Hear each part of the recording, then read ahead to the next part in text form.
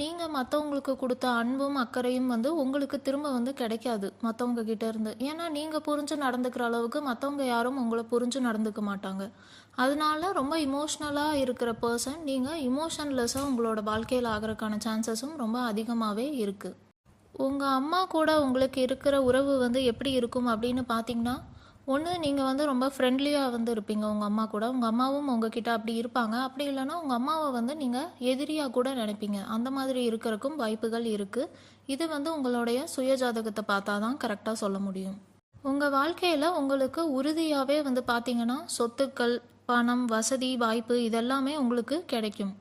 இதெல்லாம் வந்து நீங்கள் தான் வந்து சம்பாரித்து சேர்க்கணும் அப்படிங்கிற அவசியம் இல்லை. உங்களோட திருமணத்திற்கு பிறகு உங்களை கல்யாணம் பண்ணுறவங்க வந்து ரொம்ப வெல்த்தியாக இருக்கிறதுக்கான சான்சஸ் வந்து இருக்குது. அவங்க வந்து ரிச்சான பர்சனாக இருப்பாங்க. அதனால அவங்க மூலிமா உங்களுக்கு வந்து வசதி வாய்ப்புகள் கிடைக்கும். இந்த அமைப்பு இருக்கிற நீங்கள் வந்து பார்த்தீங்க அப்படின்னா, ஆரம்ப காலத்தில் நீங்கள் யாரையும் லவ் பண்ணுறீங்க அப்படின்னா அந்த லவ் வந்து ஃபெயிலியர் ஆகிறதுக்கான சான்சஸ் வந்து அதிகமாக இருக்குது. பொதுவாகவே நீங்கள் வந்து எந்த ரிலேஷன்ஷிப்குள்ளேயும் என்டர் ஆகிறதுக்கு வந்து ரொம்ப பயப்படுவீங்க. ஏன்னா